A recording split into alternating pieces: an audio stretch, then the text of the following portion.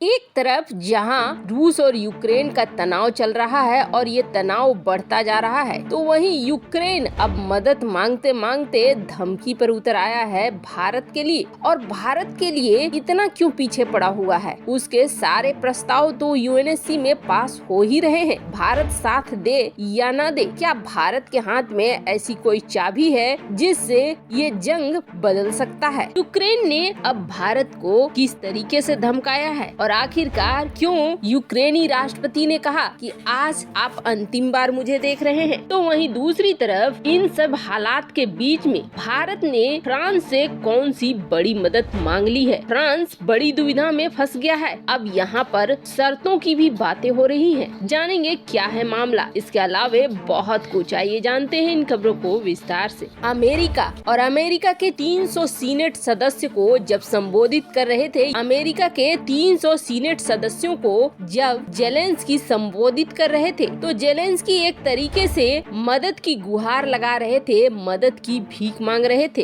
वो कह रहे थे हमें जेट दो और रूस से तेल गैस खरीदना बंद करो। लेकिन इसके बाद उन्होंने एक लाइन कहा कि शायद आप मुझे आखिरी बार देख रहे हैं। मतलब यूक्रेन के राष्ट्रपति को ये समझ में आ रहा है कि ये जंग अब उसके हाथ से निकल रही है और ये जंग धीरे धीरे खत्म होने के कगार पर तो पहुंच रही है, पर यूक्रेन को तबाह करने के कगार पर भी पहुंच रही है। लेकिन फिर भी यूक्रेन के राष्ट्रपति रूसी राष्ट्रपति व्लादिमीर पुतिन से बातचीत कर इस समस्या का हल निकालने के बजाय अभी भी अपने इमोशनल शब्दों द्वारा सिर्फ नाटो और अमेरिका को इस युद्ध में घसीटना चाह रहे हैं। खैर, इन सब के बीच यूएनएससी में कई बार प्रस्ताव लाए गए और जो अंतिम प्रस्ताव लाया गया वो प्रस्ताव और जो पिछला प्रस्ताव लाया गया वो प्रस्ताव था रूस ने इस युद्ध में मानव अधिकार का हनन किया है या नहीं किया है, क्या मानवीय अत्याचार इस युद्ध में किए गए हैं। इसके लिए एक कमेटी बननी थी। अब भारत ने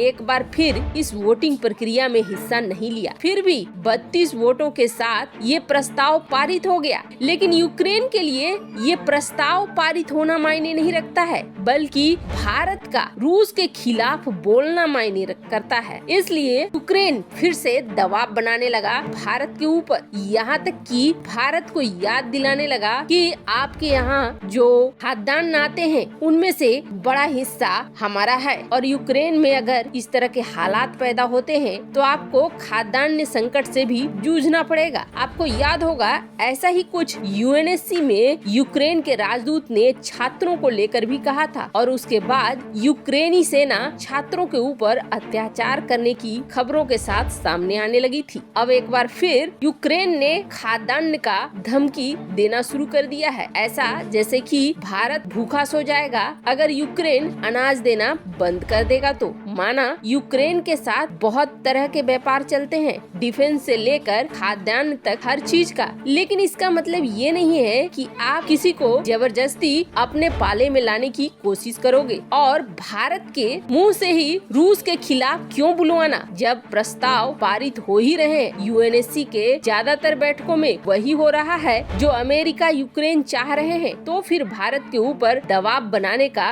कोई तुक नहीं बनता है। खैर, इस वक्त पश्चिमी जगत हो या फिर यूक्रेन, खैर इन सब के बीच भी हाल ही में फ्रांस ने रूसी राष्ट्रपति व्लादिमीर पुतिन से बातचीत की और उसके बाद भारत के लिए बड़ा प्रस्ताव दिया। ये तो हम लोगों ने देखा ही, यहाँ तक अमेरिका सहित पश्चिमी देशों को कह दिया कि यूएनएससी में भारत को दो वीटो पावर। भारत एक प्रमुख शक्ति के रूप में उभरा है और जियोपॉलिटिक्स में इस वक्त भारत के हाथ में कमान है। दुनिया भारत की बात सुनती है। फ्रांस के इशारों से ही समझ में आ रहा था कि इस जंग को अगर कोई रोक सकता है तो वो रोक सकता है भारत अगर अपने छात्रों को निकालने के लिए 6 घंटे की विंडो निकाल सकता है या फिर सीज फायर की पहल करवा सकता है, तो भारत इस युद्ध में भी एक प्रभावकारी रूप अपना सकता है। पर अब उसी फ्रांस से भारत ने बड़ी मदद मांग ली है, वो भी इस जंग के मौके में। हमने अभी हाल के कुछ महीनों में ये देखा कि किस तरीके से भारत के राफेल खरीदने के बाद फ्रांस के राफेल मैन्युफैक्चर और राफेल की बिक्री में किस तरीके की बढ़ोतरी आई। भारत के बाद कई देशों ने लगातार ऑर्डर पर ऑर्डर देने शुरू कर दिए। यहाँ तक कि यूएई ने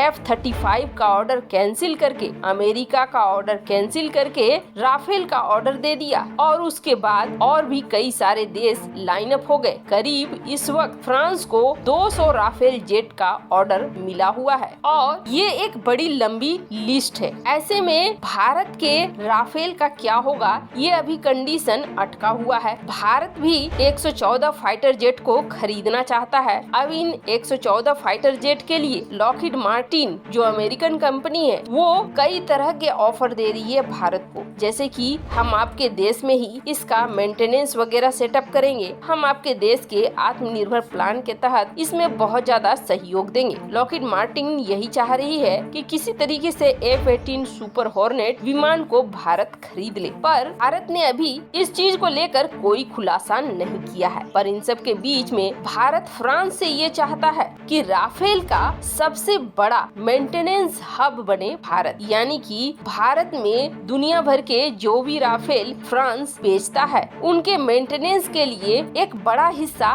भारत आए और भारत में इसके मेंटेनेंस का काम हो। आखिर भारत इस तरह की मांग क्यों रख रहा है? सबसे पहले तो ये बता दें, फ्रांस इस बात को सोच विचार भी रहा है, लेकिन फ्रांस की ये शर्त है कि भारत बड़ा ऑर्डर दे राफेल का, यानी भारत जो 114 फाइटर जेट और भी खरीदने वाला है उस ऑर्डर को फ्रांस को ही दे दे। पर अभी तक भारत सिर्फ 36 और राफेल की बात कर रहा है, जो नंबर्स में काफी कम है। लेकिन भारत इस तरह से एक बड़ा हब क्यों बनाना चाहता है राफेल के मेंटेनेंस का, तो उसके पीछे एक बड़ा कारण निकल कर आया है। दरअसल जिस तरीके से युद्ध का माहौल बन रहा है, भारत चाहता है कि जितने भी उसके सुपर क्वालिटी के विमान हैं जो बाहर से खरीदे गए हैं, खास तौर पर ऐसे देशों से जिनसे भारत की दूरी ठीक ठाक बनती है, और जब जंग होगा तो ये मेंटेनेंस सेंटर बहुत काम आएंगे, और जब जंग नहीं सामान्य हालात रहेंगे तो भारतीय अर्थव्यवस्था में ये बड़ी भूमिका निभाएंगे और इससे